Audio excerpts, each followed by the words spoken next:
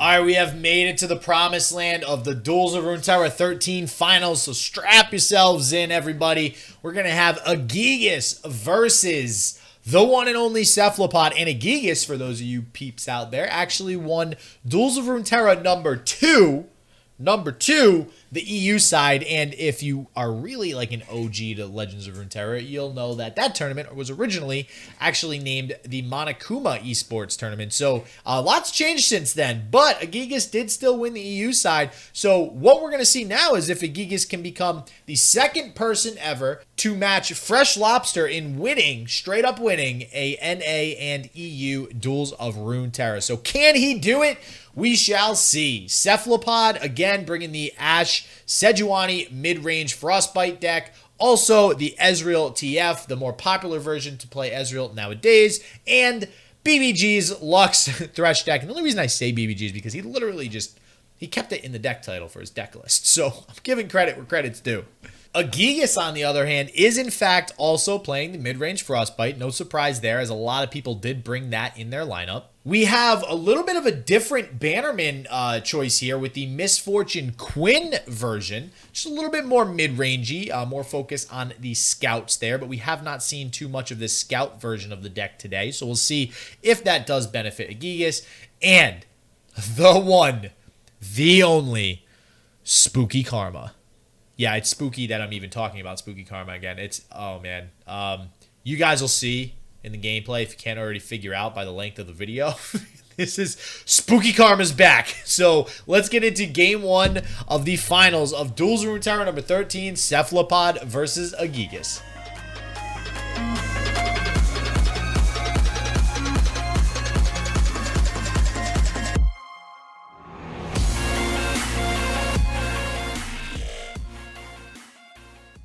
And it looks like, all right, looks like Cephalopod, we're about to get started. So let's get into game one here. Or maybe give it a couple more seconds, but I'll at least go over to his perspective. We're going to go ahead and reset these match scores. So what are your thoughts on the decks and the matchups here? For starters, I hope you have your schedule cleared until midnight. Damn it. Because we're going to be here a while. Damn it. There is only one control deck on the side of both players. Outside of that, we've got... Okay, so I guess there's like two control decks out of Cephalopod, if you want to call any deck with Ezreal in a control deck, which isn't super accurate, but it's not going to be a quick game, is kind of the point that I'm getting at. But yeah, listen, the second we talked about Spooky Karma, I could have told you that.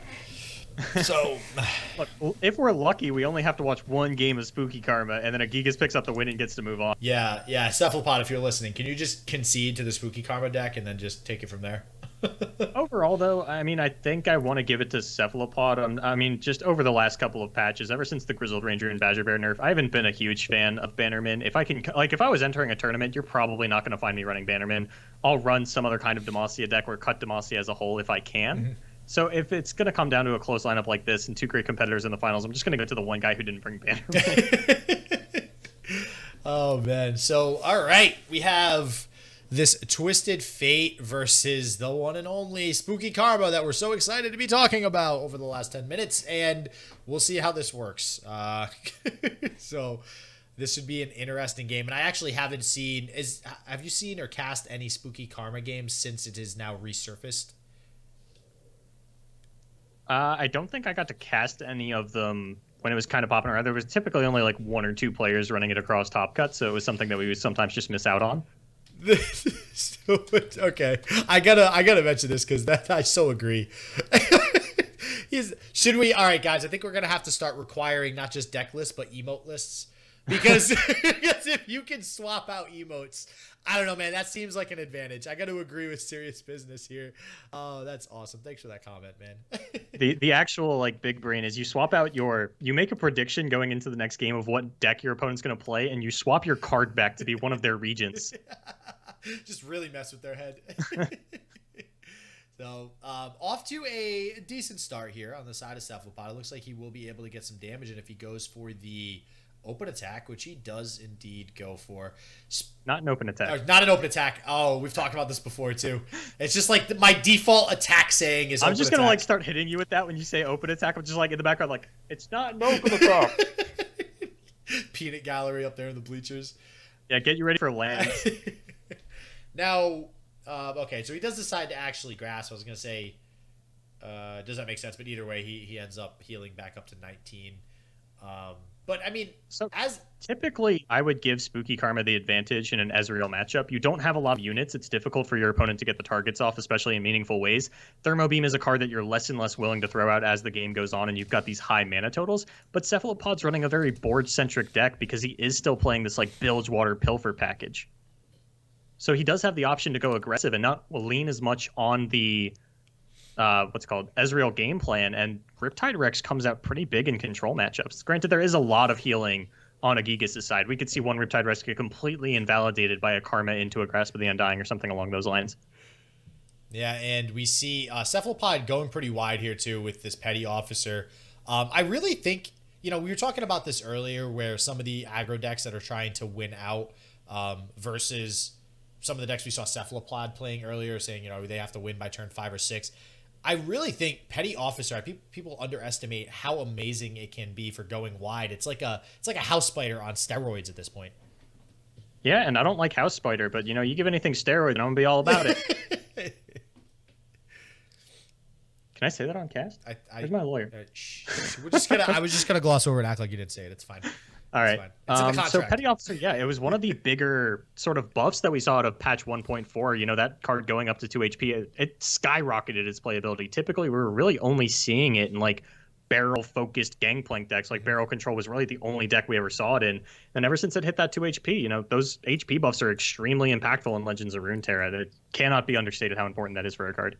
Yeah, the inflection points for health, like I've said this so many times, it feels like such a dumb thing to say because it's the same for like I think 1 to 2 is actually, no, see, it's all the same. 1 to 2 health is a huge difference. 2 to 3, like the way that the game is designed, even one more health on any unit in the game completely changes the game for that unit. Yeah, weirdly enough, we actually saw a nerf onto the health of, oh god, what's that boat you were talking about that you were really excited of that makes a narwhal? Oh god, Jesus. Hunting Fleet. Yeah, Hunting Fleet goes down 1 HP and it's 7 to 6 and everyone's like, that doesn't matter. Yeah, I know, right? But, well, see... Once we're above 4 HP, it doesn't matter as much. That's kind of like 3 is the break point for a lot of removal spells. Well, I don't know, I would say 5, because I feel like the 5-drop thing is very important in this game too, right? That's true, yeah. I mean, I'm just like removal specifically, anytime you're above 4 HP, you're just going to have to string together multiple spells. Yeah, no, that I agree with. Yeah, because they've made 3... very clearly like that point, like there's a lot of cards that do 3 damage. I imagine eventually we'll get some that do 4 more consistently, but so we see them make it rain, it looks like, coming out from Cephalopod here. Gonna obviously hit there's no RNG when there's only 1 or 2 units on the field, so it's a pretty definitive way of making sure it hits what you want. It is gonna hit the Thresh, and we're gonna get the Thresh down to 1 health now, probably to set up this additional make it rain. Could be the Twisted Fate going for a red card as well. Going to steal a Steel Tempest out of Agigas, who is running 3 Steel Tempest as well as 3 copies of Concussive Palm. No Will of Ionia is coming out, as you mentioned, but a lot of stun to try and get him into the late game. And I feel like if he was trying to set up the Twisted Fate, he probably would play the Twisted Fate first, maybe, and then the Black Market Merchant. Maybe just seeing if you can steal something sort of juicy out of your opponent's deck. Which, I feel like Steel Tempest is not a card that you want to steal, even though it's reduced mana. It's not great. Okay, so now we can gold card the Karma and go for a Make It Rain on the following turn, but there are Mist's Calls in Agigas' deck, and it's a little bit scary. I mean, sure, he's taking a 50-50 on do I revive a Karma or do I revive a Thresh, but with no Thermo Beams available to Cephalopod, Agigas is going to let this Karma at least live for the turn and get him 1 random spell. So, all right, speaking of Steel Tempest, do we actually think, because he has made it very clear that he is not running Will of Ionia. Yes. Do we actually think that Steel Tempest is better than putting a Will of Ionia in the deck? There are a fair number of circumstances where it is. It kind of depends on how prevalent you expect things like Swain to be. Because Will of Ionia is still really good against Leviathan. There are a couple of things that don't need to attack to get value. But there's not a whole lot of them that I can think of off the top of my head. But I definitely, I don't hate at least trying this out in the opening weekend, going triple Steel Tempest over any copies of Will of Ionia. Oh, no, I'm not. Because there are a lot of things that get value on play. Yeah, and I'm not going to hate on anybody for taking the route less traveled in any card game. I love seeing other cards, especially newly buffed and nerf cards, experimented with, or mainly buff cards. But I don't know. I just feel like it's kind of hard to rationalize even at 5 mana. I feel like you just get more efficient things happening with Will of Ionia. You get your opponent to expend more mana. Steel Tempest just kind of says, okay, you get to wait 1 turn for this. So Yeah, I mean, there were a lot of like, Will of Ionia was a big tempo card. It was sort of the problem with it, and it was trading efficiently mana wise onto too many things. Especially for stall tactics. We saw a lot of Karma Ezreal. I think it was at the BCS where players were lining up onto 8 mana, and then they'd have Will of Ionia Concussive Palm, and it's like, well, all of a sudden I can only stop 1 attack, and I think that's one of the bigger things they were going for. Yeah, that is, and we mentioned that earlier too. It's pretty crucial being at 8 or 9 mana now, not being able to play Will of Ionia with another Will of Ionia, or at 8 mana Will with, like you said, Concussive. So, but we do see the Vile Feast come out to get a little bit of damage on this Twisted Fate. I imagine we might see something like a Withering Wail start to get set up here. Is he playing Withering Wail? I think he is, right? He is playing 3 Withering Wail, 3 Grasp of the Undying. This is a control deck at its finest. Oh boy. Oh boy. Yeah, we also have, we got 2 Missed Call. Gotta love Spooky Karma, man. Haven't seen this deck in quite some time. Also 3 Emerald Awakeners, so. Yeah, I think Emerald Awakener is a card that we only see in very specifically Spooky Karma these days. Yes. I think even when Spooky Karma was a thing before. I mean, is it ever really played in anything else? Standalone used to play it. Oh, okay. Well, that card's dead. Yeah, like way back before it was all like Solitary Monk Fiora, and like back before Rising Tides, Emerald Awakener was in a lot of standalone decks. Yep. And all right, deciding to attack with the Petty Officer in the Yordle, maybe not. This. I mean, he pretty much understands that Withering Wail is going to come down. Like you don't, you don't really expect anything else to happen at this point. If he does decide to attack with the Yordle Grifter and the, oh god. Petty Officer? That one. My brain just slowed down to a complete halt right there, which happens more often than I'd like it to, by the way. So, so if he does it, oh wow, so we're actually, oh okay, I thought that came out on the side of Agigas for some reason. I'm like, he's not playing Bilgewater. So if he does attack with the Yordle Grifter and the Petty Officer, I mean, the Thresh can pretty freely block one of them, so it's just kind of a bad trade for Cephalopod, so I don't really see him attacking at all here. I think he's going to anyway, sort of understanding that Agigas has a lot of removal available to him. Maybe if you push through that little bit of damage, that's what you're going for, because you are trying to go for a double Riptide Rex lethal. And I think, you go for this Make It Rain because you want to clear the Spiderling out. You want to attack with all of your units available to you. I think Thresh levels off of this. Wait, wow. At least when you go for the block. Yeah. Oh, wait. What did that say? 3 out of 6? No way. Oh, okay, so 4 after the spider, so it'll go to 5 out of 6 after the block. So I like this a little more. If the Thresh leveled, I don't think I love this. Yep. Yeah, and that's the thing too, right? See, doesn't actually go for the attack. Yeah, that just feeds the Thresh a little bit more. Now you don't have blockers if there's an open attack, and like Agigas being able to open attack and essentially pass priority back over to Cephalopod with an open attack, I feel like is pretty strong, because Agigas wants to be responsive. You want to be responding to things and playing removal and stuff like that. You don't want to be the aggressor. So anytime he can take that opportunity to pass stuff back over, I feel is pretty good. Yeah, he's going to go for the kill onto the Yordle Grifter, and maybe this is what Cephalopod was worried about. If you go for attacks last turn, Agigas goes down to 11, but then Thresh levels on this. No, Thresh wouldn't even level on this turn when it goes to challenge out the other unit. I mean, Agigas could play a spell to kill the Petty Officer, get the level up onto the Thresh. But even then, the Riptide Rex comes down, and maybe Cephalopod just doesn't want to play against leveled Threshes for the rest of the game. Riptide Rex, we already went over this. Turn 8 belongs to good old Riptide, and it's looking like that's the case here. Yeah, I would assume it's going to be like turn 8 Riptide, you play something else, I Riptide you again, because we're pretty likely to see a Mist Call out of Agigas on this turn. Yep. Rush was actually randomly created by Karma. Wow, that feels bad, not gonna lie. So does the steel, you know what? You combat one random created card with another kind of random created card. Why not? I mean, this is the most value you're ever gonna get out of a Steel Tempest, right? Yeah, 100%. You just dragged a card out of Agigas' hand, so hell yeah.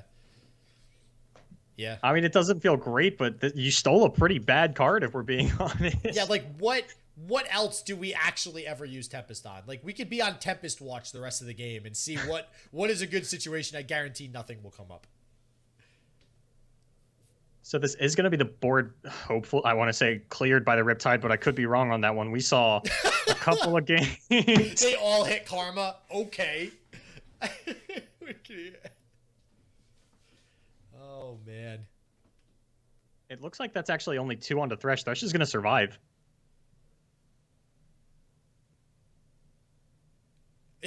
And yep, not a clear.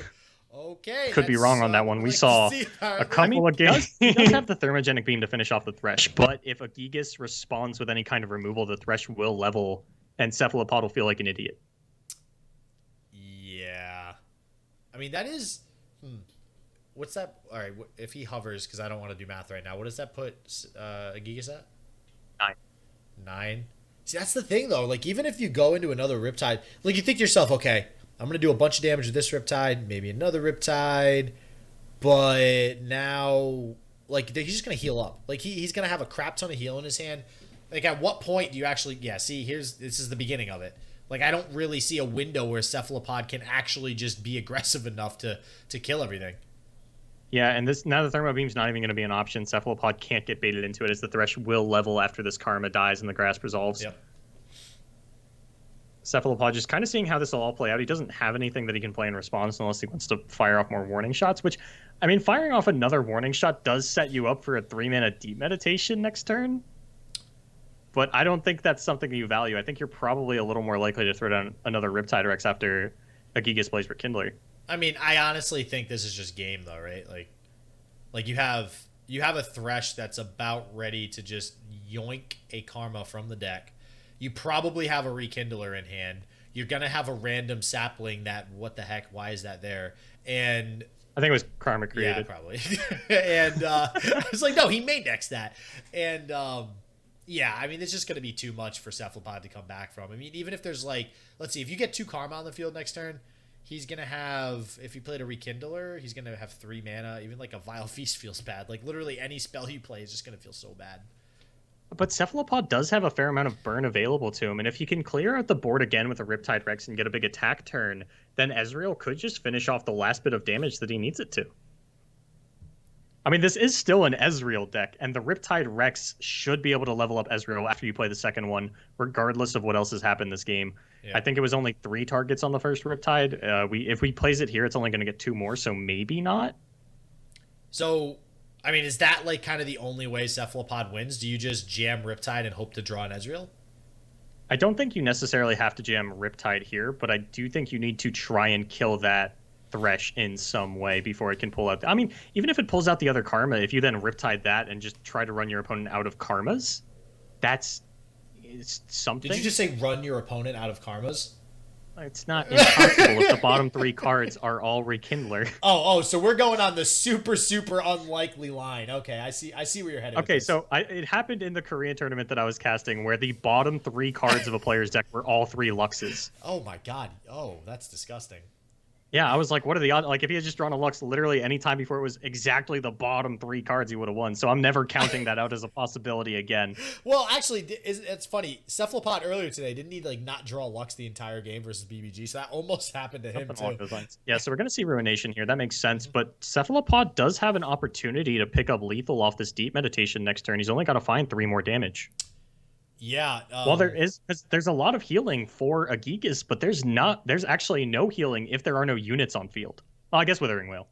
Wait, I was gonna say he's got to have something somewhere in that bag of tricks that is the spooky Karma deck. Well, I mean, like Grasp of the Undying and Vile Feast don't represent healing if the board is clear. I think. I mean, if you play Deep Meditation here, does that prompt Agigas to actually play anything, or does he just pass back? I don't think that's a big enough mana commitment. I mean, it does take Cephalopod off Riptide Rex, which Agigas could be. It's like, I don't want to play anything into Riptide. But Cephalopod would just naked jam Riptide, you would assume, to try and go for lethal. Oh, yeah, why not? Because then you just force out something like a whale that just feels bad, right? So, yeah. So this should be interesting then. If he ends the round, I don't think that's bad, per se. Okay, so he does decide to go with it. Okay, he has warning. God, he's actually really close to lethal just in hand. Pilfered. And things things get awkward for Agigas here because if Cephalopod gets him down to like 2 or 3 HP and can find another warning shot, he can just burst speed kill him. And I don't think Agigas is necessarily going to fire off a Withering Wail the first time he sees a Mystic Shot come at his face. Yeah, that would have to be a hell of a read. I mean, it's possible that he does do that, but yeah, that would have to be a pretty difficult read for Agigas to make at that point. And I think this is just, yeah, you just pass back over here. Now, I'd be interesting to see. All right, well, Pool Shark can hopefully draw him Ezreal a little bit earlier. This Pilfered Goods, I mean, is there really anything that he even cares about getting from the Spooky Karma deck that's going to help him? I think, okay, Deny might be pretty good. I think so Agigas is only running 1 Deny, and if you can steal that Deny from him, I think that's something. I think, but that's the thing though, right? Like that's really the only worthwhile card. I think maybe Mist's Call if you get an Ezreal and you're worried about it getting destroyed. Yeah, I mean, like, you could try and trade resources here. If you can steal something like an Emerald Awakener or a Rekindler, then you force a few answers out of Agigas, but without any other threats of your own to actually back that up, it's not as impactful. I think you might as well play the Pool Shark, though, and if you can get the attack off, then you might as well Pilfered Goods. Yeah. Oh, yeah, 100%. And I think, like, Agigas, and again, like, this is what I mean. This Spooky Karma deck wants to be reactive. It's very likely we just see another pass back over from Agigas, and if that happens, I think Cephalopod is happy to just take the pass again. I mean, I think Cephalopod would try and poke him for that one. Okay, so the Rekindler comes out, and okay. Wait, a Karma has a Karma not hit the field yet? Wait. Karma hasn't been leveled up on the field. Okay, so okay, yeah. Thresh, it goes attack, health, cost. Yep. Oh wow, yeah. So, all right. Well, this will pull her out anyways. So on the next attack, Agigas might be able to put this away. So Cephalopod has to get an Ezreal, I think. Yeah, Cephalopod's considering going for this Pilfered Goods before he fires off a Thermo Beam because you don't really want these Thermo Beams to just be totally useless, unplayable cards in your hand. But if you throw a Thermo Beam onto the Thresh and then a Mist Call comes out of Agigas, that does not feel good. No, not at all. Or it could bait out a Deny, which wouldn't probably be bad for Agigas. I feel like I would much rather see Deny than Mist Call. Yeah, I'd much rather see Deny, but I think Agigas should save Deny if he does have it, right? For the off chance that Cephalopod does have lethal with something like Ezreal, the Deny you want to save for something like that Mystic Shot that could potentially end the game. Yeah, if Cephalopod picks up Ezreal at any point, he has burst speed lethal. Yeah. Oh, that's right. Wait, 1, 2, 3. Yeah, he does have burst speed lethal. Okay, so just a top deck Ezreal, yeah, just straight up wins it. So let's see if he can find it. I'm really curious to see what he does here. If this is a Deny, okay, wow, he's actually gonna grass. So this puts him out of range of that burst speed lethal now with Ezreal. Yeah, he's actually one off of it now, as the double warning shot into Pilfered Goods does represent 8 damage with Ezreal out. Oh, that's not Ezreal. That's also not Ezreal. It does. Well, he has another Pool Shark, so he can keep. He's at least drawing tools to draw this Ezreal a little faster, so that's a thing. Now he could also summon a Keg with the Petty Officer for that additional 1 damage if he does top the Ezreal. But I feel like that Keg's not going to be sticking around too long from Agigas. I feel like you don't want to give Agigas a super juicy Vile Feast target. Yeah, that's what and have we even seen a Vile Feast come out yet? I think we've seen one. It was used to set up the Twisted Fate for a Withering Wail, but that might be the only one. Yeah. And so we'll see if he decides to go with the Keg or if he decides to summon a 1-cost unit. The other thing with the Keg, too, is like Agigas could just drag it and kill it anyways. Yeah. And then it's probably not a good idea to utilize the Keg. Okay, so he does go with the 1 attack, and he actually gets rewarded. I mean, Jagged Butcher, definitely one of the better 1-cost things you can pull. So you just got a 5/4 for 3. So pretty good. Yeah, I mean, like, Agigas, every card in his hand doesn't necessarily represent kill a unit and gain life. Mm-hmm. Like, there are a limited number of answers in his deck. And we've seen, let's see, 2 Grasp. Yeah, 2 Grasp. 1 Whale. 1 Whale. 1 Ruination. And 1 Vile Feast. So still a lot of answers. We've also seen 1 Steel Tempest stolen away, but attacks probably don't work out this. Oh, okay, we're in it. We're in it, boys. We've got potential here. Now, the only thing is he does have to play the Ezreal this turn because it's fleeting. So that may or may not matter. We'll see. So if you miss, I think you just open attack, see what Agigas wants to commit mana to, and then you have the opportunity to just Mystic Shot your opponent's face, see what they do. Yep. If they do nothing, you play Ezreal and win at burst speed. Yeah, I do agree with that 100%. Because you gotta, okay, so the 3/2 probably gets blocked unless he has something that does 2 damage. This actually might be the chance. Dude, that line that you just said, I think is the line. I think that is the line to take here, and I really hope he doesn't play this. I mean, he's got mana to play everything, and the red card kind of represents the same thing as an open attack. You just want to get Agigas to spend mana on things. As long as you can get him out of range of 2 healing spells, I think Cephalopod's going to be okay with that. The more things you put onto board early, the better. And if Agigas commits too much mana pre-combat, you can even go for an attack with the Ezreal. Yeah, but that was the issue there, right? Like now, well, actually, okay. Even if he opened attack, the karma still would have came down. Yeah, you're not really worried about the karma. Actually, yeah, no, this is just lethal. Because you got your opponent at the 8 and their response was karma, you now play Ezreal. It doesn't matter what Agigas does. Cephalopod has lethal at burst speed. And wait, well, no, he could still play a Withering Well. Oh yeah, wait, and then he dies to burst speed. Okay, yeah, yeah. So I think that's just game. 3, 6. I'm just like, I'm sure Cephalopod's doing this 70,000 times in his head too. He's probably got like 2 calculators out, making sure that 1 + 1 + 2 + 2 + 2 is 8. Wait, math is still math, right? Like it works like math works. God, I hope so. And the Twisted Fate was a little bit. There are scenarios where it's better than the open attack because the open attack does entice something like a Grasp of the Undying. Well, okay. So what I was gonna say earlier too is I actually do think the Twisted Fate was a better line. You now have 2 actions to get as much out of your opponent as possible. You have and the chances that they play a heal into the Twisted Fate is very unlikely. I think. Oh, he's smiling. I love the facial expressions from Cephalopod whenever he like knows he has game. He's like, yeah, I did that. That's right. Yeah, that was me. That was me. I won. Oh yeah. Okay, I gotta say, all right. That was an on point emote by Agigas with the Yasuo everything's fine emote. So you get points for the Yasuo emote, Agigas. All right. And all right, Cephalopod going up 1-0, everybody. This might be the tournament that he does it. He's tired.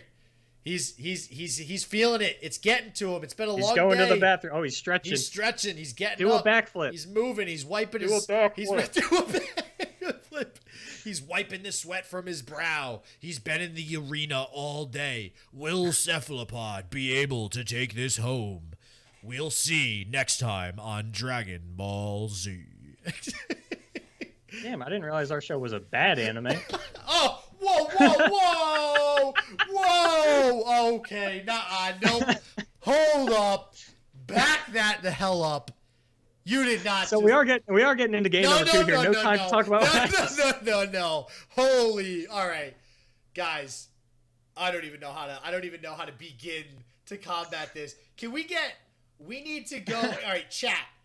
I just want a good or a bad.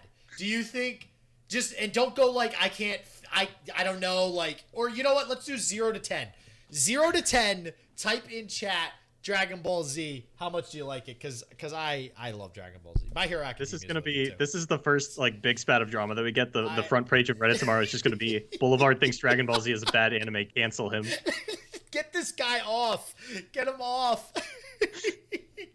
All right, let's see it, guys. I might actually take the time afterwards and actually like add these up, get an average. But I'm gonna add mine in there. I gotta add mine. I was about to say adding things up is not how you get an average.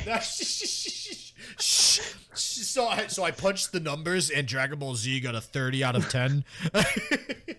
At least you didn't go for the 9,000 joke there. So we are going to see Agigas run back this spooky karma. Cephalopod bringing out his own Shadow Isle control deck in the Thresh Karma.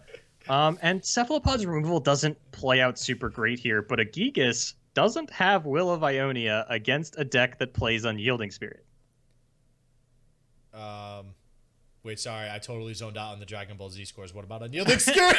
What about Unyielding Spirit?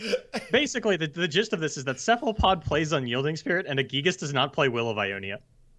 Oh, okay, so that might come back to bite Agigas, and I gotta note too. Like now we're in a position. You wanted the spooky karma to win out fast, and now we have 2 games. Like this is The worst part about getting this matchup is it means that no matter who wins, we have to watch one of these decks play again. Yeah. Oh my god. You'd think you'd think we don't like casting Legends of Runeterra or something. we promise we like it. After the day we had yesterday, I was so excited for today to actually be able to cast rather than try and do audio issues all day. I'm glad we were actually able to bounce back. Yeah, this is BBG's Lux Karma list. Yes, it is. Yep, yeah. This is basically the Lux Karma we've been seeing all damn day. Like this is the new list. The BBG has coined it. I'm pretty sure he just gets credit for it at this point. And I mean, yeah, the name of Cephalopod's deck is BBG Net Deck. So I think it's BBG's, maybe by process of elimination. Oh man. So the Grizzled Ranger is a pretty big card in a matchup like this. Being able to go for multiple attacks represents a lot of damage. It's one of the better stun targets, and we are going to see the Steel Tempest out of Agigas here. But the stuns are kind of a finite resource, and Cephalopod has the capabilities of going late as well. Sort of the one thing that Cephalopod has to look out for is this Ruination. That's not something that he refuels after particularly well. He is playing no copies of his own to kind of represent that even more, and I almost feel like he'd have a better chance if this was the old original Thresh Lux list that played Undyings. Ooh, that's spicy. I would have loved to see some Undying, actually. I feel like every few weeks we see somebody play a deck and they're like, this card could be good, and then it just kind of falls off again, and it's still not good. It doesn't block. But yeah, we see Cephalopod here. Turn 5 might have a decent attack here. Nope. We're going to see the Thresh absolutely stuff that attack. We'll see if he still decides to take it, get the damage onto the Thresh. Looks like he is. And that is a big deal. Thresh already at 1 health does a lot for Cephalopod. So I think Agigas is playing that, just kind of representing that, he needs to block as much damage as possible right now. Yeah, and I think Agigas is going to feel pretty confident in this matchup. He has made his way through the entire tournament and top 16. I'm hard-pressed to imagine he hasn't run into Karma or Lux Thresh at some point. Mm-hmm. This is a very popular deck, not only throughout the tournament, but across the top 16 specifically. And yeah, I like killing the Thresh while there's no missed call on the table for Agigas. Yeah, missed call, it just feels really bad. We were talking earlier about how you get tilted when you kill something and then your opponent's just like, nope, playing it again. And yeah, it feels really, really bad. That's why I still like Sea Monsters. You throw down a Nautilus, your opponent throws down a Vengeance, and you just miscall it. And they're like, oh no. Yeah.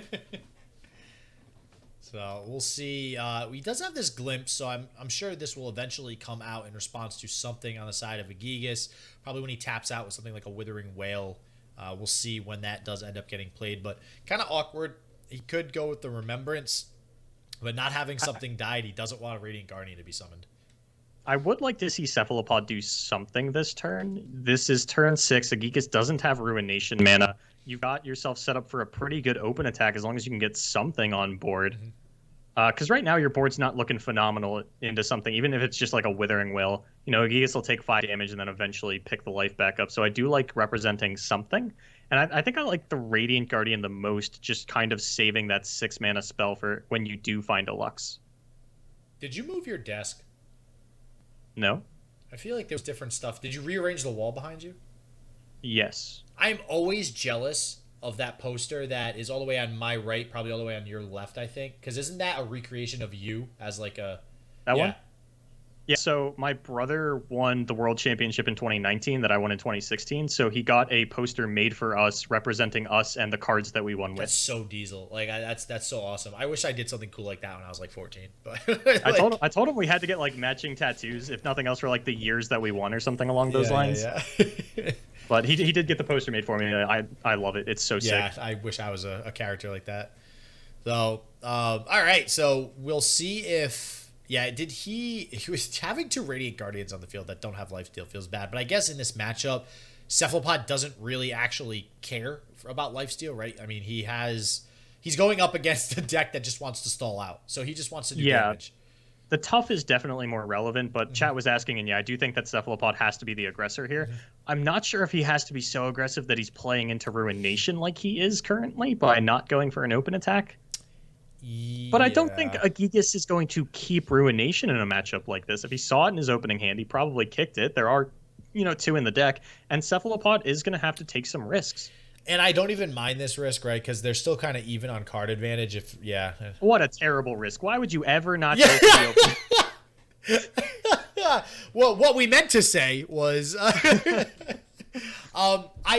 do think though that Cephalopod was okay taking that risk because it was huge reward, and I actually don't think it's that big of a downside because he does get this glimpse off and he does have a loyal Badger Bear on the field. And as far as card advantage is concerned, he's still actually up on card advantage over Agigas. So I do like the play. He gets to play Remembrance here. Oh, and we didn't even, I always forget because I know that card is put into this deck so that it costs 6 for Lux. So I always think that it's just perpetually going to cost 6. So I always forget it has that effect.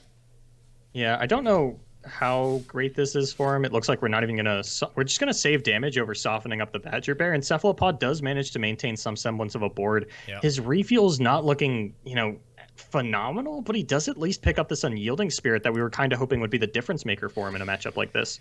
Yeah, problem is no Lux yet. The Lux needs to be the Unyielding Spirit target.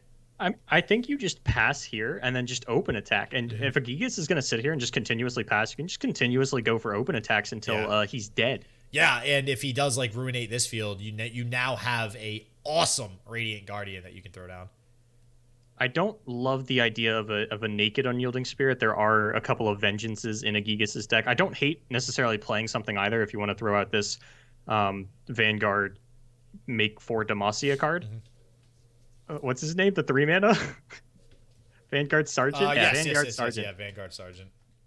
I don't hate Sergeant. If you do get Ruination again, you can follow up with a tough Radiant Guardian. And even if that gets if that gets Vengeanced on the following turn, then you can throw down your Unyielding Spirit onto that if you really want to.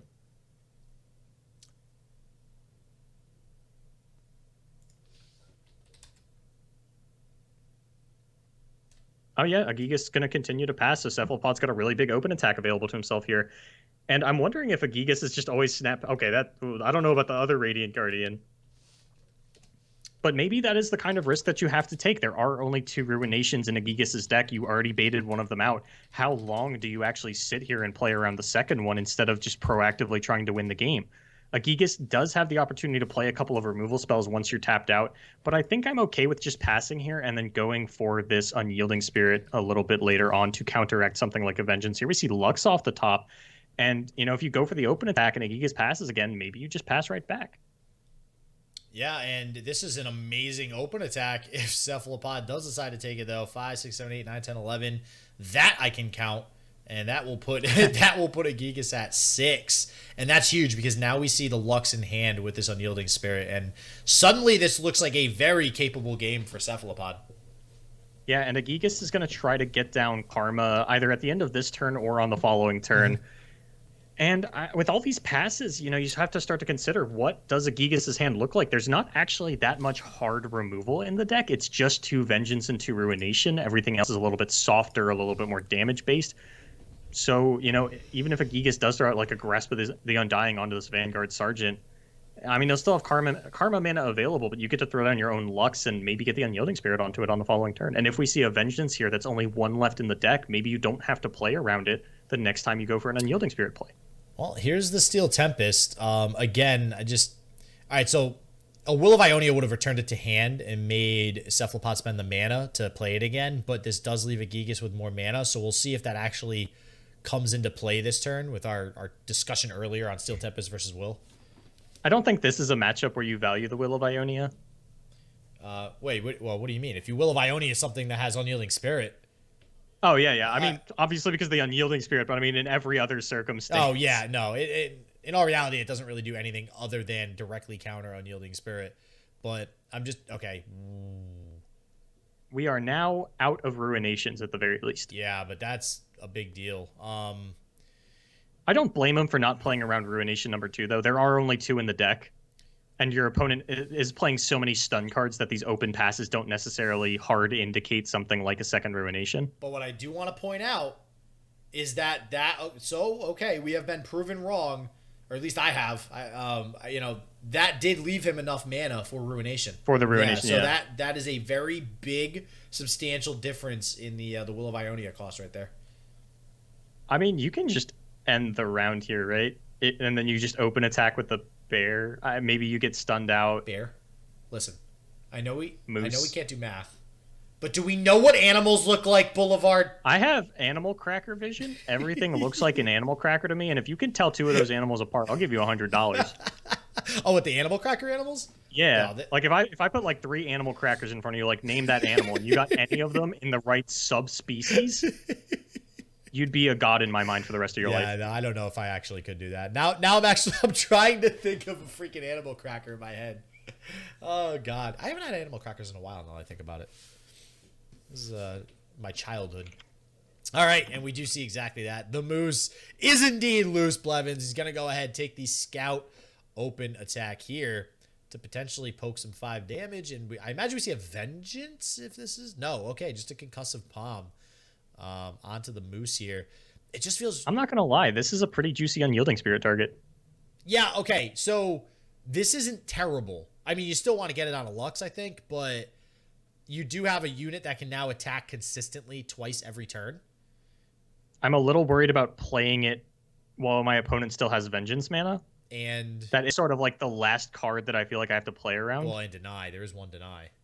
Yeah, that's well. Oh yeah, I forgot that it's fast now. I've never actually seen Unyielding Spirit get denied. You're like, oh yeah, that's right. Yeah. And we have no. But once the Karma comes down for Agigas, then Grasp of the Undying also opens up as a removal option onto something like this Moose, because it doesn't have Tough. You know, if you could get it down onto a Radiant Guardian, at least that's not something you have to consider. But I mean, if you go for it and you lose because Agigas had double Ruination and 1 Vengeance, that just kind of is what it is. Yeah, that's just all of his removal. You know, basically being drawn in the first part of the game, which is not really much you can do about it. I think I like this Radiant Guardian though, because if Agigas now goes for sort of a greedy Karma, which I don't think he will, it's not totally out of the question though. But he could do it, and then you can get down the Unyielding, or you can just kill the Karma by going single combat into Concerted Strike if there's something like a missed call coming out. But I think Cephalopod's probably just going to pass here and take the development that he got on board. Yeah. Yeah, this seems pretty. Yeah, this seems good, right? I mean, I imagine Agigas will just block. I don't really see another reason for him to do anything but just, block this 3-2 into the 5-5. I don't think he's really worried about removing the 5-5 from the field, at least yet, anyways. And it's going to be, I'm telling you, it's really going to be hard to get this Unyielding Spirit down. Like you said, I mean, having to play, even though Ruination's gone and 1 Vengeance is gone, having to play around Vengeance and Deny now to get this Unyielding Spirit down at fast speed is just going to be super, super difficult. Yeah, he's finding the windows, though. I mean, he's consistently developing board while Agigas just open passes. And while he's not getting the Unyielding down, he is just building up more of a board, and we're going to see a Lux top deck here continue to play well for Cephalopod. Wait, open attack, you said? I said open pass. Sorry, all I hear is open attack when people speak. And that's all I can say, too, apparently. Oh, okay, another Lux getting into Cephalopod's hand here, and now he's really probably punching the numbers. Like, how do I get this Lux to stick and somehow get this Unyielding off? It's going to be so damn difficult. Yeah, it's not an easy thing to get done. Cephalopod does have a tall task in front of him, but I mean, even just a pass here isn't the worst thing in the world. Agigas is eventually going to run out of stun effects, but because of the way that Runeterra works, Agigas is effectively drawing 2 cards in between every instance of a stun that he has to use, and that's going to get him closer and closer to Karma. And if Karma does come down, this Unyielding Spirit is going to be nearly impossible to get down, as Grasp does open up as a secondary option.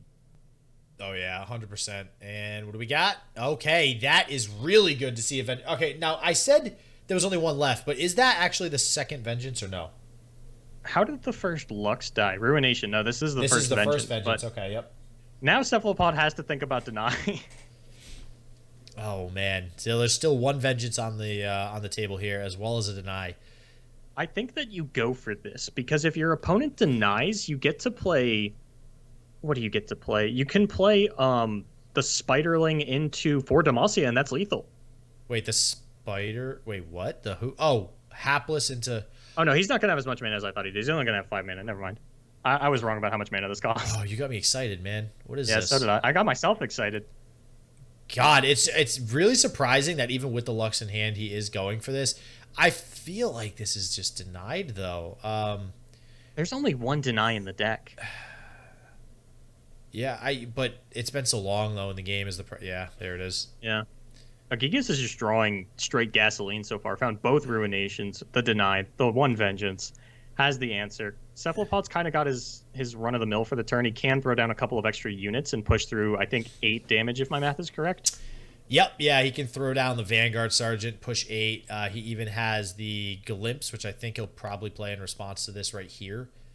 Yeah. And, I mean, he gets 8 damage through, but now it's like, how do you get the rest? I mean, I don't think you were ever going to find yourself in a circumstance where you can play around Vengeance Deny. No. I think this is always how it was going to kind of work out onto the Unyielding Spirit. Either Agigas found the Vengeance and had the one Deny, or he didn't. And you do still get to push a fair amount of damage this turn. Agigas might play Vile Feast here to get a blocker out, which would be sort of the most unfortunate timeline, and that is going to be the case. Also, had Steel Tempest available, as that is 2 mana now. Yeah, Agigas just literally having every possible response to every play that Cephalopod has right now, and it feels super bad on the part of Cephalopod. I mean, if Cephalopod wants to, he could just Vile Feast it right back to push the damage through, also get down this Hapless Aristocrat, and it looks like that's going to be the play. Yeah, so he'll still actually push through 7. It's 1 less than before, so ultimately Agigas saves 1 health with all that stuff going on, but he does gain 1 with the Vile Feast as well. And God, if only he had a For Demacia that he could play. Now, I wonder if For Demacia will now be the game changer. Like I've been seeking all day, trying to find somewhere where this For Demacia can change the game. And because Deny is gone, because both Vengeance are gone, or sorry, that's still only 1 Vengeance. I don't know why I'm stuck on like 2 Vengeance being used. I think, and both Ruinations are gone. I think that For Demacia could definitely stick here and do some serious damage. Especially as Cephalopod just continues to top deck units. Yeah, I think you just jam the Vanguard Sergeant, pray that for some reason Agigas kills something, which I highly doubt. Because then if he does, you can jam the Radiant Guardian, and then you just have a For Demacia next turn that you can just play freely. I think you have 2 For Demacias. I think that Cephalopod can actually put the pressure on now. Yeah, Agigas is pretty low. He's only been stunning 1 thing on most attack turns. There's a fair amount of healing in the deck, but it's really once that Karma comes down and online that he's going to be able to take it over. And we mentioned that Agigas was drawn pretty well this game, but he hasn't found a Karma yet. Ooh, okay, so what do we do about a Thresh now? This is interesting. We've got options. We've got Concerted Strike. We've got Lux. Concerted Strike is vulnerable to Withering Wail, so maybe you just develop your Lux and kind of let this Thresh go. I think it's a little bit too risky to try and kill this. Yeah, I tend to agree with you, right? Because if you develop the Lux, that means that when you play one of these For Demacias, you do have additional damage that can come through if a Withering Wail is going to come out. Now, whether or not you'll have a target for that final spark is another thing here. It looks like he will actually be able to probably take down this Thresh with the final spark if that is the case. And we'll see how this next turn plays out. I think this might be the spot, though, where Cephalopod can start to be the 100% aggressor. Agigas, you got 5 mana left. What are you holding it for? What are we doing? I can't imagine he doesn't have a Withering Wail. I think that he set it up a little bit too well not to have a Withering Wail at this point. Yeah. Now, the thing is, that like, he knows that Cephalopod has 2 For Demacias, so there's no real reason for him to openly play Withering Wail. It should almost always be in response to the For Demacia. He's only got 11. I was going to say he could potentially play 2 in 1 turn, but he's 1 mana off. And that would have been pretty backbreaking probably for Agigas. I mean, Cephalopod's still got a pretty decent turn here. Now that we're out of Ruinations, these 4 Demacias really have their chances to get the first instance of value. And even if you play the 4 Demacia and your opponent goes for a Withering Wail, you still get a big Lux and a 4/4 Spiderling. You can throw the final spark down onto the Thresh after the fact and make a reasonable push for lethal, as well as still have Concerted Strike mana available if Agigas does play something like a Rekindler. Mm-hmm. Yeah, and here comes the Withering Wail, which is it's so disappointing to know that the Withering Wail is coming here, because I would love to see this For Demacia win the game. Still not happening. If we Jesus, are we gonna see 2? I think it's a Vile Feast onto the Spiderling, or a That's the Vengeance onto second Lux. Vengeance. Okay. So, is there anything you do here that does anything? Oh God. I mean, you can this is gonna sound so dumb, but you can single combat a Spiderling onto the Thresh to be able to push one more damage with the oh no, you're not even getting a final spark. No, you could, and you don't have the mana to string together to get a final spark. No, you can't. You could just single combat the Lux with the Thresh and then push 4 damage with the Spiderling. But okay, he's actually going to glimpse it, and he's going to go ahead and do the single combat. Yeah, I was just going to say why would you ever do it on the 5/1? Okay, so I think this is right. You're killing me, Cephalopod. If Cephalopod had 13 mana this turn, he could actually win the game. He'd be able to single combat the Thresh in response and then get down the Radiant Guardian after the fact. But the fact of the matter is this Thresh isn't dying to anything just yet. Will get taken out by the single combat, but that does take Cephalopod off of the mana for the Radiant Guardian and the actual win. Yeah, but he will push through a solid 4 damage. Yeah. Well, yeah, 4 damage, and this does also, like, he has gotten rid of most of Agigas' tools now as far as the Vengeances. Both Vengeances are finally gone after all the times I thought they were already gone. Both Ruinations are gone. We've seen a Withering come out. We've seen a Grass come out. Vile Feast. There's so much top end in Cephalopod's deck that I didn't know existed because we've been following throughout most of top 16 and I've just never seen it. There's 3 Rekindler and a Commander Ledros in this deck. Yep, and this Rekindler is going to come in huge right now. Now this Karma hitting the field is very spooky. Yeah, Decimate would feel great right now. I imagine you just jam the Rekindler and just give yourself a really good 4 Demacia turn next turn, because now you know there's like a really good chance that you'll get most of your board to stick and you'll just be able to attack for game. There's only so many options now that Agigas will be able to have. Yeah. Okay, yep. There's not an insane amount of gas left in Agigas' tank. It's mostly stun effects at this point. I think he still has all 3 Grasp of the Undying as well.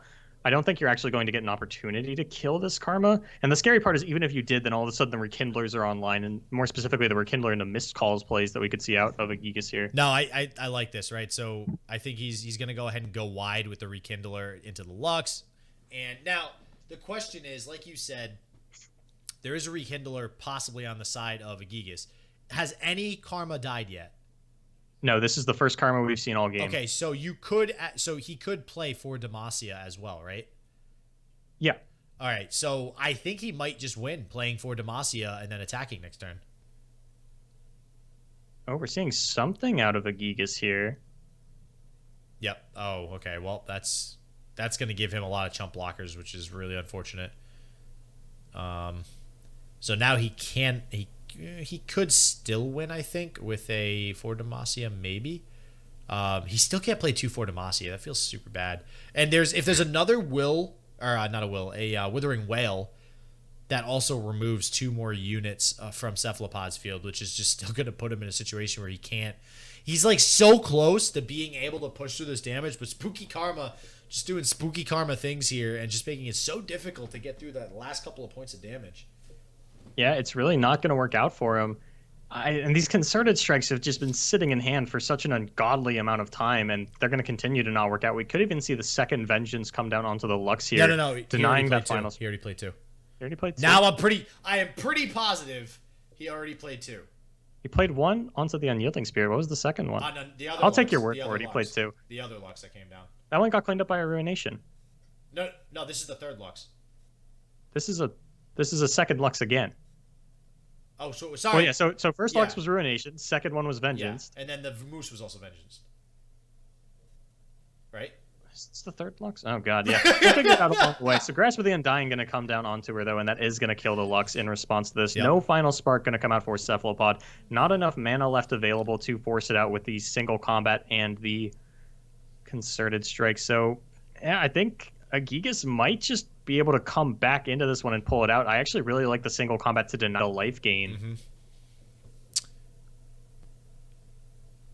This is, God, man, it really just feels like Agigas is drawing absolutely everything to just like everything that Cephalopod does. Agigas has the exact answer. And he still has 5 mana left too, which is the thing, right? So like you're still probably going to get some sort of response, whether it's a Vile Feast or whatever. But Cephalopod still has a Commander Ledros in deck. Oh my god. Oh, that's right. Ah, so that's that top end you were talking about as well. Yeah. So he could, Because we just never saw that throughout any of his games. I don't think we saw any of these Rekindlers. We never saw the Commander Ledros. yeah, we never got to this point, and leave it to Spooky Karma to get to turn 7,564. God, we still have to cast one of these decks after this. I know, right? So he pushes through at least 4 here. God, it feels really bad he doesn't have another unit, because that would definitely be game. He's got 3 Concerted Strikes in his hand. I don't know if those are really going to do too much for him in these next couple of turns. I mean, yeah, sure, he can get rid of some of the karmas, but as far like he needs more units to be able to push through one of these attacks. At the very least, Agigas isn't going to get to develop another Karma this turn. Even if he throws out a Mist Call, that feels better than if the Mist Call comes out while the Karma's on field. But as you mentioned, 4 damage going to come through, and Vile Feast probably. No, there's the Mist Mist Call onto the Karma. Yep. Feels bad, man. And yep, we are just going to keep, it's just going to keep going and going. We're going to see karmas on karmas. So I've actually seen a few people now in chat, and I wanted to wait before I mention this. Everybody's kind of just like, how in the F does this deck win? And listen, technically, I'm going to go out on a limb and say it doesn't, at least not in your traditional way. Basically, your opponent just falls asleep at some point and doesn't want to play anymore because you're just on like turn 30. But in all reality, this deck, it just gets to the point where you have more resources than your opponent. You're able to play something like this late game Rekindler to get some of the karmas that have died during the game and just outvalue your opponent. You just have more cards, you have more resources, more life, more things that heal your life, to the point where your opponent is in the situation that Cephalopod's in, where he keeps trying to push damage and there's always an answer. Yeah, and this is where things get scary. Now that your opponent has the double Karma out, things like Mist Call are a lot more threatening. And as soon as you see, your opponent play their first Karmas inside of Ages and get 6 or 8 spells off of it, it feels really bad. That's kind of when their game starts to end, is Agigas has to it is possible that he just RNGs into completely bricked spells, but that's extremely low odds. Not one that I'm willing to gamble on for Cephalopod trying to pick up a win here. And it looks like Agigas might have held on just long enough to try and bounce this one back, but he's actually gone through quite a bit of his healing, and if Cephalopod can find that Commander Ledros, that could be the win condition that he needs to actually close this one out. Yeah, I don't think he's used all of it, though. He's still got some Withering Whales and Grasps available to him. He is running low on them, though. I think, does he have, he has 2 whales and 1 grasp left, I think? That sounds about right. Here we're going to see Mist Call to get 2 more karmas, and this is where things get scary for Cephalopod. Oh, and this is where it feels really bad, right? Because Cephalopod the entire game is thinking, man, I almost got this. Next turn, I got this. No. Okay, next turn, I got this. All right. I mean, so this is the second Mist Call, and there are only 2 in the deck. It doesn't So matter. if you throw out another Concerted Strike, you're just kind of back at the same point you were at the start of the turn, where your opponent has 2 karmas. I think the Ledros is still on the table. I wouldn't blame Cephalopod for not wanting to try and play that out, because it is a little unlikely to still happen. Yeah, it actually doesn't matter, I think, what Cephalopod does, because he would have to draw Ledros and then just basically get it off twice before Agigas draws heal. But I feel like that's just not going to happen. I feel like Agigas probably has a Vile Feast that he's just sitting on in hand. Yeah, I mean, Cephalopod can actually kill all of the karmas here as well if he really wants to. Or 2 of the karmas, rather. With this single combat and this other Concerted Strike. God, that feels so bad, though. You're just investing so many resources. This is what I was just mentioning earlier, right? Like, this is where Giga starts outvaluing Cephalopod, because Cephalopod, he keeps trying to remove karmas, and they just keep appearing every damn turn. They just don't go away. He's just going to use the single combat. He's going to leave the other karma available. And I'm hard-pressed to imagine he goes for Concerted Strike after taking out one of his larger units. The Gigas does still have the attack token. Yeah, and Gigas could actually very awkwardly push for some damage here, which I think on the side of Cephalopod, you just take it all. And yeah, so Agigas isn't going to let him put any damage into the into the karmas. I don't think it actually matters right now, but you know, I don't dislike it. We will see the Radiant Guardian come down now that it is active. I imagine that's probably the better thing to get out of your hand when you can. And God, it just still feels so bad. His board's just not wide enough for this for Demacia to do anything. Going to see a pass over from both players. Goes into Cephalopod's turn. Grizzled Ranger. We were looking for a unit, but not that one. It does still have 2 Concerted Strikes to take out these other 2 Karmas, though. Can potentially set Agigas back down to 0 on that Karma count, but there's still a lot of Karmas left in Agigas' deck between the Rekindlers and the other copies of the card still. I mean, is there a world where he drops Grizzled Ranger, attacks...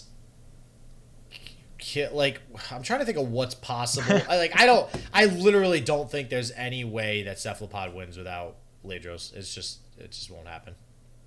I mean, another Rekindler into another Lux isn't a bad start. Another Rekindler into... Oh, yes, yeah. Oh, yeah, I keep forgetting he is also playing Rekindler. Yeah, if he's able to play Rekindler with a 4 Demacia on the same turn, that could be another way that he wins the game.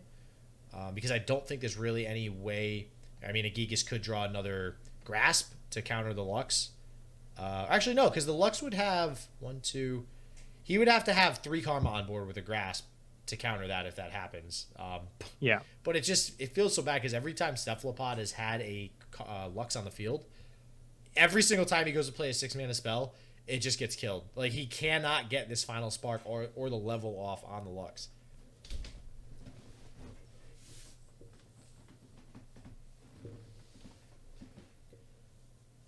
God, this is so... I was waiting to, like, say something, and listen, all right. Cephalopod is really thinking, and I just don't... Oh, wait, is this actually... I think he's actually frozen. This game... You ever just think so that we didn't notice we were frozen? I was wondering when the rope was going to start up. Oh my god, we missed everything. It looks like 4 Demacia into a triple Withering Wail, into Concerted Strike, into Twin Disciplines. God, this matchup takes that long where we actually thought a frozen picture was just Cephalopod chilling on his turn. Oh my god. And I think this is just game at this point, right? Like, he's too high in health now. I mean, Ladros is still like, you only got to play that card a couple of times. Yeah. This is Cephalopod should just forfeit now. This is the hump has been, you're over the hump. The karma train is rolling. I feel like as soon as you flash that surrender menu as well as hover the Shen emote, it's over. Like, just hit it. Just do it. He's really thinking of what emote is proper for this situation. I would vote the Senna one. I would vote the Elise. He even throws the health potion. Oh my god. Guys. Oh, does pause unpause actually? I feel like pause unpause doesn't actually work. Sometimes. I don't know. My internet's good enough that streams don't freeze on me. Listen. All right, you trying to start right now? I told you we're having a conversation. I said what I said about Dragon Ball. I know it was an hour ago, but I said it. Oh man, I gotta go back and chat later and check the scores.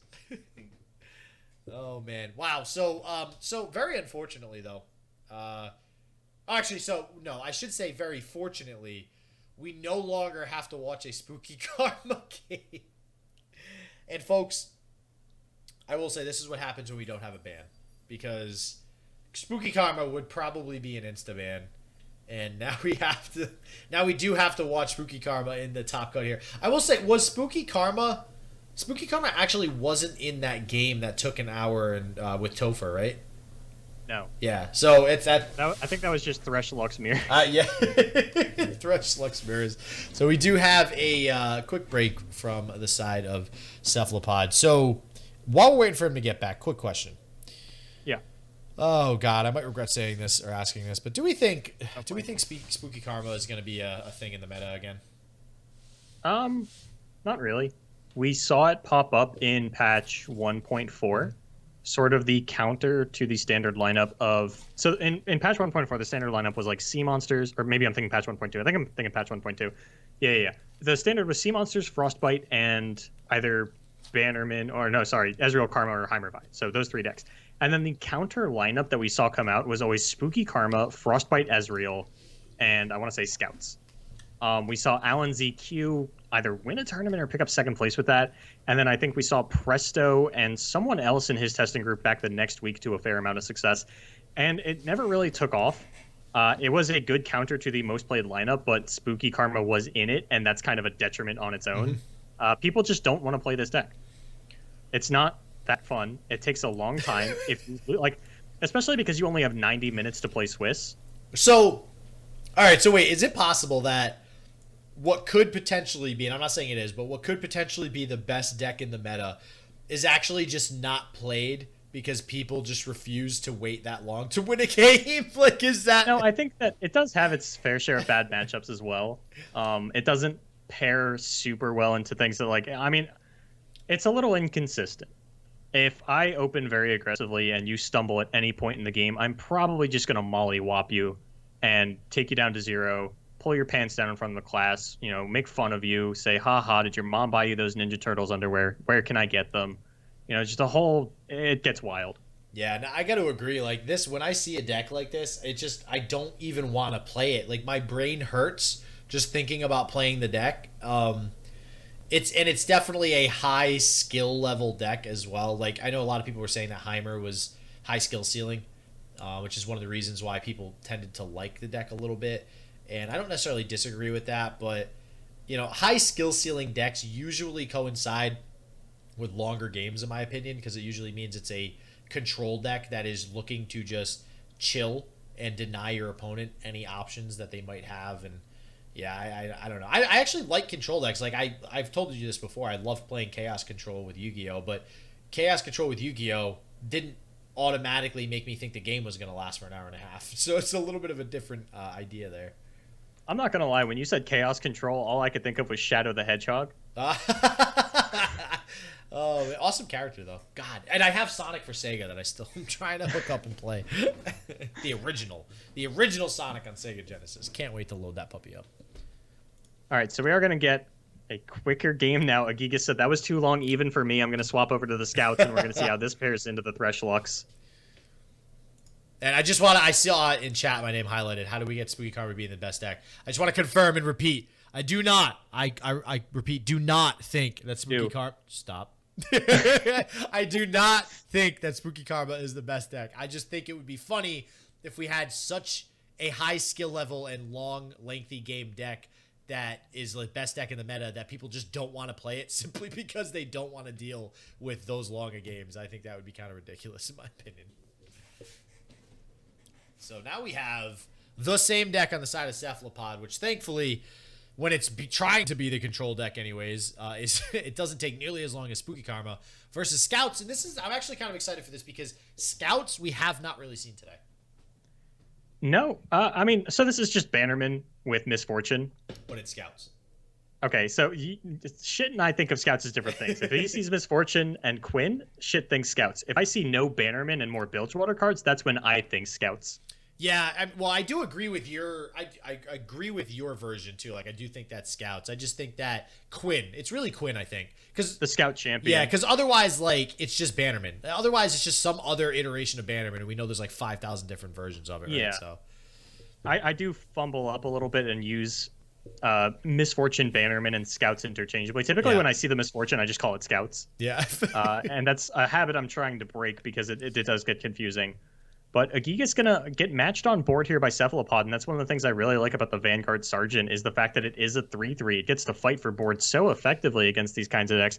And, I mean, if we attack with this and it gets blocked by the Cythria, we can kill it with a Vile Feast, but... I mean, it's not like you're an effective chump blocker right now anyway, right? Because you are going against a Misfortune. Yeah, no, it just gets wrecked. And I think one of the things that we are going to look for here, and we say this very consistently, if we see the Misfortune level up animation, the game is over. So let's just keep that here in the back of our minds. We'll see how quickly Agigas can level up this Misfortune. Turn 6 ain't looking too unlikely. No, I mean, there's really no good ways for Cephalopod to remove it. He can get this Thresh down in a second to try to challenge it, so I'm thinking that's going to be the route he takes next turn. I was about to ask, do you ever Vile Feast this Grizzled Ranger to deny the scout attack? Apparently, Cephalopod thinks you do. Because I think so, right? Because if there is a way that Agigas denies your Thresh challenging the Misfortune, you're going to have a tough time getting rid of that. Yeah, and Agigas is running 2 copies of Riposte as well as a back-to-back and a couple copies of Ranger's Resolve. So there are a fair amount of tools he's going to have available to him. Not necessarily the back-to-back on the following turn, but just in general to stop the Thresh from actually killing this Misfortune. Yeah, so I do think this is a smart play on the side of Cephalopod, a very smart play, because there's actually no other way for Agigas to get any other units down to go ahead and get the scout attack off. He will have a very good attack, though, in general. So if he does decide to go with Misfortune and Cythria and attack, as well as the Loyal Badge Bear that's going to pop out now, Cephalopod has no way of staving this off because he is down to 2 mana. That's just a lot of freaking damage. Yeah, and he doesn't have any good blockers available because of the Misfortune. Is almost certainly going to go for that Thresh attack on the following turn. And then it's kind of like, you know, if Riposte was the answer for the Misfortune onto the Thresh on the following turn, and you used your Vile Feast on a Badger Bear instead of saving it to pop that barrier, you're going to be kicking yourself a little bit. Oh, yeah, then it just feels like crap. Yeah, 100%. I mean, we'll see if that's the case, right? This Misfortune now, just seeing the board state, I actually don't think is Agigas's focus. I think his focus is just trying to go wide and do as much damage as possible. And yep, we're gonna see that was a very snap decision, Thresh. So I'm glad we're all on the same page there. Player, caster, chat, all of them. So the Rekindler pickup's pretty big as well. Getting this Thresh into the death pool is going to be nice, but Cephalopod really needs to kill this Misfortune so that he can start running out this train of Grizzled Rangers, because those are very valuable cards in a matchup like this, offering up, so Bannerman was the answer, and that still is something that would have lost to the Vile Feast. Wow, yeah. So that Vile Feast now, I mean, this just might be game, like, I don't know, next turn. This is going to be really rough, especially if, well, I think Agigas at this point is pretty much representing he goes for an open attack next turn, right?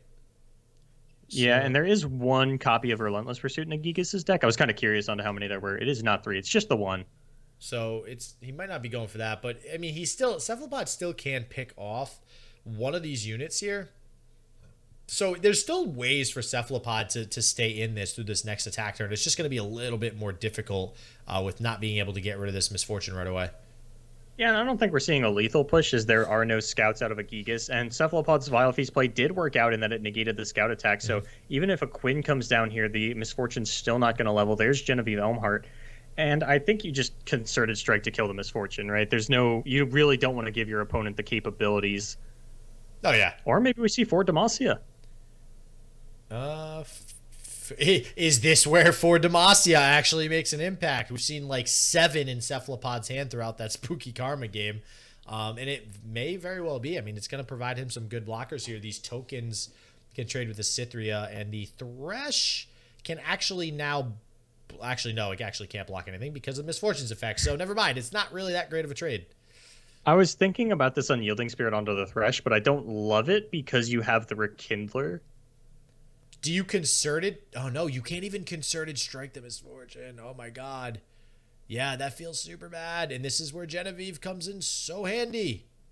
I mean, so you could have played Vanguard Sergeant, and that would have put the Concerted Strike online. You still would have lost a unit to the Genevieve, but that's happening anyway, and it would have still pushed through that 1 MF damage, but it still would have killed her. And I think the 4 Demacia is fine.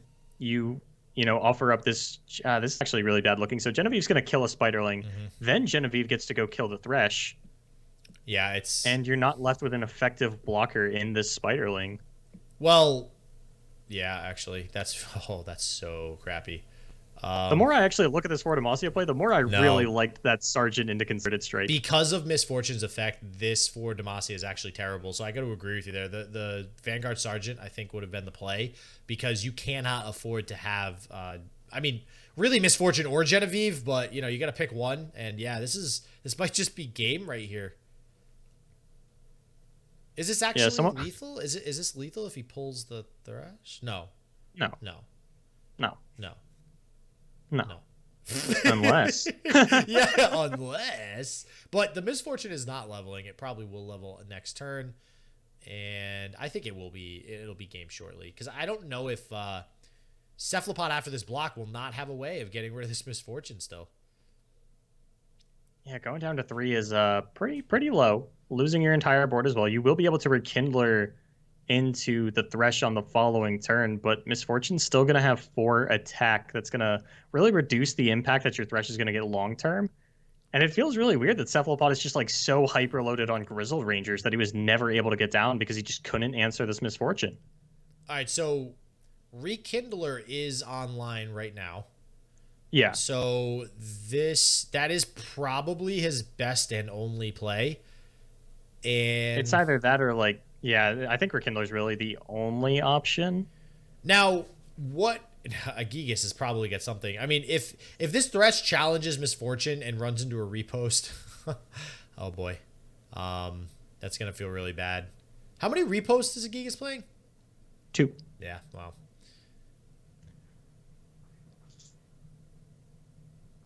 Yeah, Cephalopod's looking at these Grizzled Rangers like, why weren't you more useful? Yeah, what have you even done for me today? You're getting cut later. I feel like I do that way too much. I do that way too. I'll play like 5 games with a deck, and then like one card just does shit for me, and I'm like, it must be bad.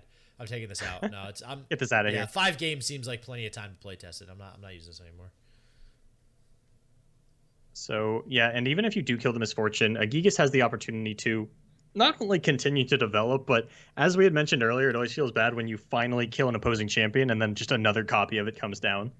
Yeah, if we see another Misfortune come down, that's gonna be a feels bad man moment. Nope. Instead, we see the Quinn. So I think Cephalopod does have access to 2 copies of a Concerted Strike next turn, but if we see an open attack out of Agigas, that's just lethal.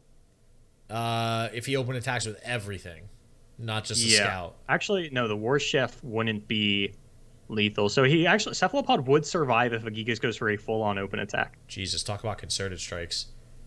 Yeah, no, if he does go for full-on, he survives. The Bird probably challenges the Thresh. The Quinn probably gets buffed with the War Chefs to challenge the Rekindler. Everything else goes through, but then the Concerted Strike kills both units. The Loyal Badger Bear and the Cythria. So yeah, it's just, I mean, it's a good trade on the part of Agigas. But then Cephalopod actually at that point, if that happens, would start to be able to stabilize with these Grizzled Rangers. Ideally. I mean, Agigas does have a couple of options for lethal, even if that is the case. That's just all she wrote, right? That looks like a game to me, shit. I mean, listen, I want to say yes, but we know how math goes. And somehow I feel like there might be some sort of play, maybe still. I don't think so. I think he's just dead. Because now you can utilize both of your scout attacks. Yeah, and you can't play any Concerted Strikes or you can't play both Concerted Strikes and play any units. You just do not have enough blockers for all of your opponent's attackers. And even now the War Chef is representing lethal. Yeah, and this Concerted Strike is like a like now he has to proactively use the Concerted Strike, which means that Agigas will be able to better work his way around, what he's attacking here and what he's challenging. And yeah, so we'll say goodbye to the Genevieve. One part of me somehow just thinks that there's a relentless pursuit in Agigas' hand. Just the way this is all panned out so far, like why not? There might as well be. Yeah, there might as well be. Like this with the draws he's had, he might as well just have 3 relentless pursuit in hand. Not even judgment helps. I think you might be right. I think he's just straight dead. Wow. So. Yeah, so this is sort of the awkward part where Cephalopod's got to consider all of his options and play this one really slowly. I think Agigas is considering maybe a single combat here. I don't know. He got to the roping, so I'm pretty sure he was considering something. I just don't necessarily know what it was. Was he though? Because then there's the whole thing of, was he just roping to make Cephalopod think he's thinking about playing a single combat? I mean, if you have lethal this turn, what does it matter if you make it's too late to mind game your opponent, Agigas. Just kill the man. Listen, I agree. You're preaching to the choir. Okay, all right. Well, then there's that. Okay, this is why we need a feature to flash your hand to your opponent and just be like, "Look, buddy, it's over." Yeah, right. Yeah, here, just concede, please. Just get this over with. And wow, So Agigas going up 2-1 right now on Cephalopod, and we'll see if Cephalopod can start coming back. It's looking like this could potentially be done in 4 games. We'll see here in just a moment. Okay, so I know that Kuma had said that Agigas was a previous Duels of Runeterra champion. So I wanted to see which one exactly, and it was Duels of Runeterra 2. So we have Jamfest #1 winner versus Duels of Runeterra #2 winner. Wow. Well, I think that speaks volumes about both of them as players, right? Like, to be able to do well when the game first came out, before Bilgewater, before all these nerfs and stuff, and then be able to adapt and still be at this level of play come, 6 months later at this point. I think that's a pretty high level of skill you need to be able to maintain that level of play. So good on both players to be able to accomplish that and just stay competitive here throughout the whole first 7 months of Legends of Runeterra being in existence. Yeah, look at us. We finally get to identify the beta players by how long ago they won a tournament. Yeah, yeah, right. Wait, was Duels of Runeterra 2 in beta? Well, yes, it was called the Monokuma Esports Tournament at that point, but this game just came out of beta like 2.5 months ago. Oh my god, really? Something like that. I feel like I've been playing since closed beta, so I literally feel like this game's been out for a year. Yeah, and Duels of Runeterra 2 was what, like 22, 24 weeks ago? Yeah, 24, yep. Because they skipped a week. Yeah, because the holiday or something, I forget. Runeterra for Change. Runeterra for Change, that's right, the charity tournament, so... yeah, wow. So pretty cool to see some beta players still doing well here, showing that they are still amazing at this game, going face to face in the finals. And looks like he's taking a second here to stare down. Now, is he looking at his own deck again, trying to remember what he played, or is this? No, this is Agigas' last deck. Okay, so it's possible that at the end of all of this, it comes down to actually, we're just gonna straight away get into the Frostbite control mirror. Yeah, and I do think, if there's a deck that you want to win twice with, like a lot of times I say that about Ezreal Karma. I feel like, given the most chances to win, Ezreal Karma has a pretty good chance to win at least one game. And I do believe that, again, as many times as the mid-range Frostbite deck has had some issues, I do think that it can win with, the most chances. So in here, he's going to have 2 games to actually take home the third game for his victory here. Yeah, and Cephalopod has also been playing that Karma Thresh deck, or that Lux Thresh deck for about the last 75 minutes. Oh. So I could see him wanting to take a breather on that and more willing to take the mirror match than continuing to run that one out. Yeah, just get like your eyeballs on some different cards. Yeah, I could feel that. Now we see the Trapper actually come down here first for Agigas, which pretty decent. I'm not sure really who has the better start thus far, but it seems like Cephalopod has a pretty good first hand. That's for one thing. And it looks like he's going to go ahead and play what looks to be the Reckless Trifarian here. So probably looking to go for a pretty big open attack swing. I imagine he'll let this 3 through, maybe? Oh, yeah. Well, he can't. He doesn't really have a choice. None of his units can block. Never mind. I don't think we're going to see an open attack. I think it's a little more likely that we see either Iceveil Archer or Ashe come down. Yeah, why not get the early Ashe down, right? Is there anything really... I don't think you can play around anything, right? You can't play around being frostbitten into a Culling Strike or any of the other removal that Agigas might have. So I think you just jam the Ashe, and he does do that. So going to play that one out. The Punish here out of Agigas, there's not a lot of them. The 4-drop slot in this deck is really just Ashe and Assessor, neither of which you really want to play into your opponent's Ashe. Because even if you play your own Ashe and your idea is to brittle steal your opponent's Trifarian Glory Seeker when they go to kill your Ashe, the Iceveil Archer does seem a little bit better. And we might just see an attack with the Reckless the Reckless Trifarian this turn, yeah. Yeah, that feels quite bad, not being able to combo the... All right, wait, if Ashe attacks, does she still get the frost? Oh yeah, but he doesn't want to have it get blocked. He does have the Elixir of Iron. He could still attack, get the frostbite, and Elixir of Iron the Ashe to save it. Yeah, he could also be thinking about I think at that point it's do I want to trade a Culling Strike for an Elixir of Iron? And I feel like the answer is maybe. We're actually just going to see a pass out of Cephalopod. The answer Says, is maybe. if you have to, I'm a very non-committal player. Okay, also, I'm not the one playing this. I just have to talk about it. Here we do see the Calling Strike come down though, so gonna take that one. And I think Cephalopod probably just attacks with the Reckless Trifarian. I think that the Glory Seeker has a little bit more value for you to gain later down the line.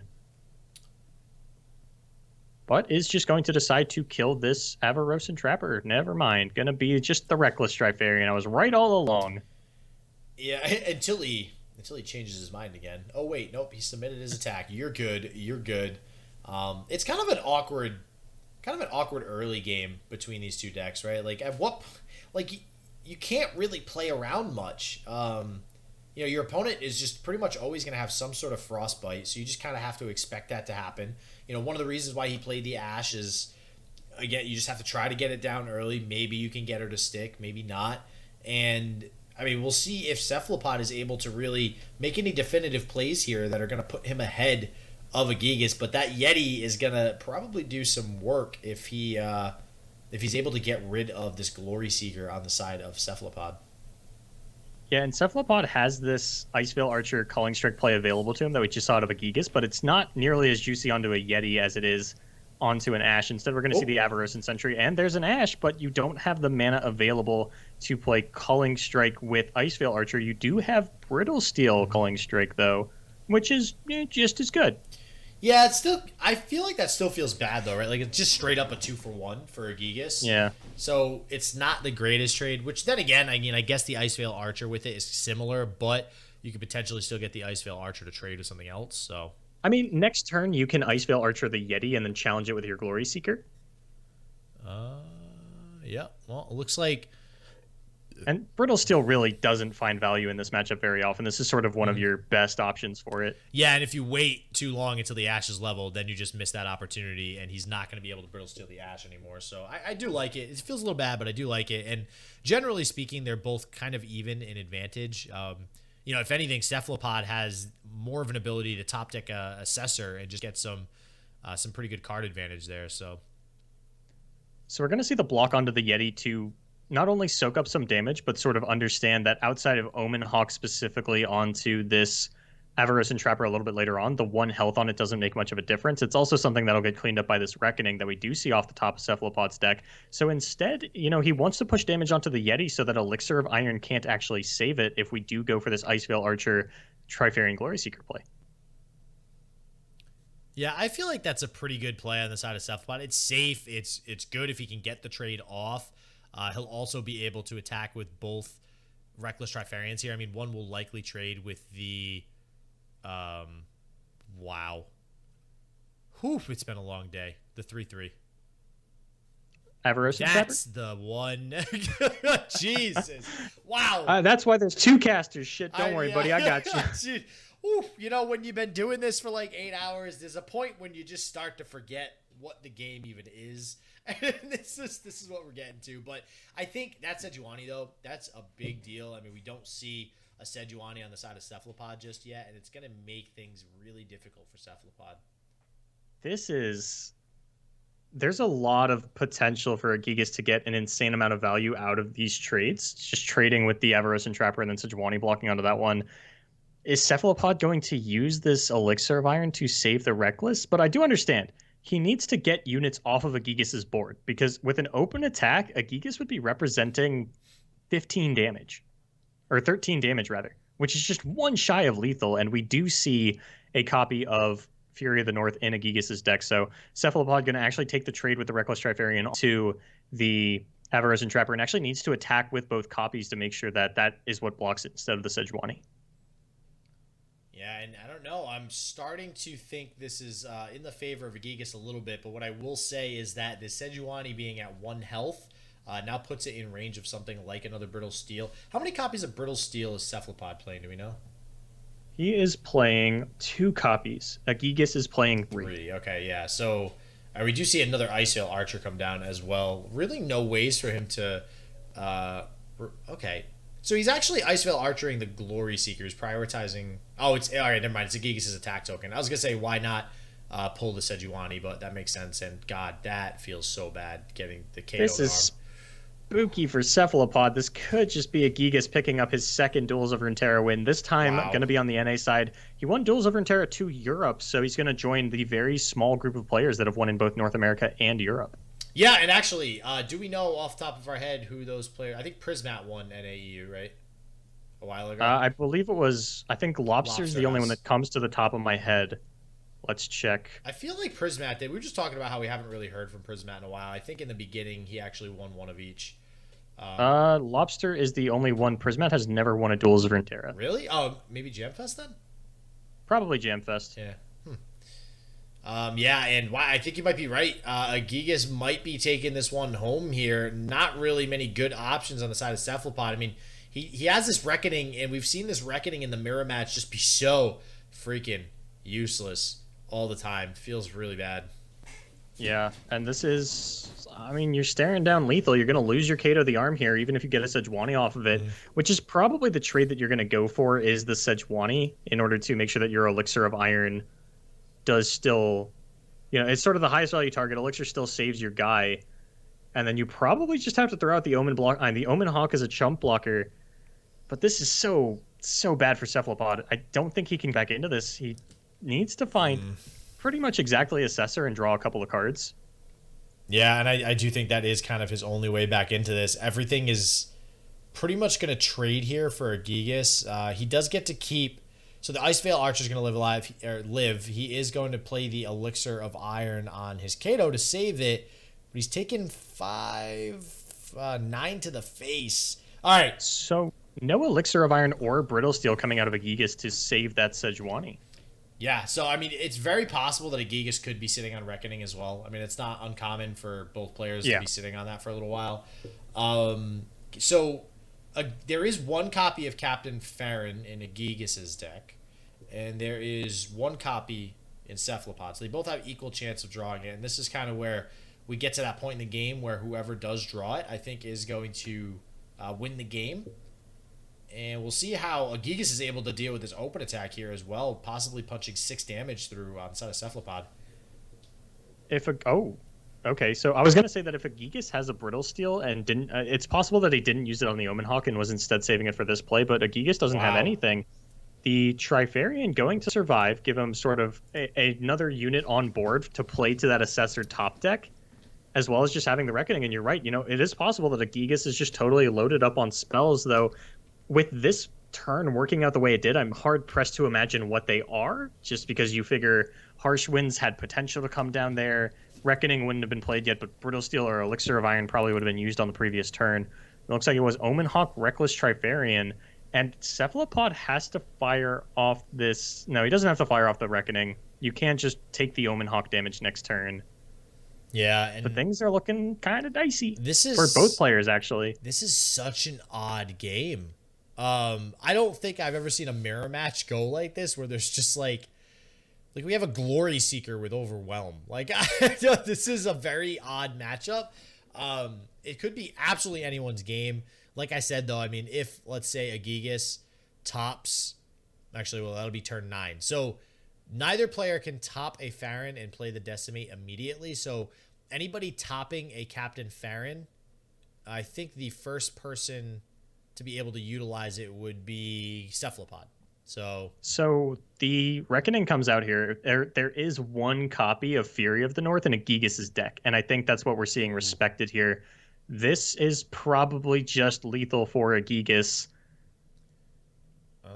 Yeah, Elixir of Iron is nothing. That is going to be Agigas picking this one up and joining that very exclusive club of Just Fresh Lobster of players to win both EU and North America Duels of Runeterra. Wow. So Agigas picking up this mirror match and picking up game 4 of the finals of Duels of Runeterra number 13. Yes, you heard that right. We're on number 13 now. And Agigas, God, just staying since number 2. Now we're at 13. Good old 11 tournaments later, and we have ourselves a winner. Wow. That was one hell of a day today, man. We saw some spooky karma, which I'm not exactly too happy about. But that's besides the point. It's okay. It's cool. But that was a really, really good tournament. I saw some awesome decks today. What are your takeaways from today so far? My major takeaway is that with Agigas joining that club of players that have won both EU and North America, I don't think we really see North Americans entering the European version of Duels of Runeterra nearly as much as we see the Europeans enter. And I don't know if that's a time zone thing. It is. I think Duels of Runeterra for Europe does start at like 8 a.m. if you're on the East Coast, so like 5 a.m. if you're West Coast, and maybe they just don't want. It's a little bit easier to stay up late playing in a tournament than wake up early to play in a tournament. So maybe that's why. Maybe the NA players just don't care as much. They're a little more focused on streaming. Not totally sure. Would love to figure that one out. Would love to see some North Americans try to combat the Europeans in their own home turf. But until then, Agigas has won Duels of Runeterra North America. He is European. He is your champion. That's just all there is to it. Yeah, and congrats, Agigas. I see you over there in chat too. So congrats for picking this one up. And yeah, I gotta say, right, like your typical stereotypical like gamer, right? Yeah. You ain't getting up early. Yeah. I'm not waking up at 4:30 in the morning to play cards for 12 and a half hours. And you were just telling me how you woke up at like noon. So I'm not. No, it's just not going to happen for us NA players. So sorry guys. So yeah, right now EU definitely like just killing it right now in the NA and EU scene. So awesome tournament again. If you guys are just joining, we are seeing. Why did you wait so long? Agigas. Wait, so long for what? You said if you're just joining us now. Because for some reason I saw the viewer count go up. So I'm like, if you're just joining and literally didn't miss the whole game, Agigas is your Duels of Runeterra 13 champion.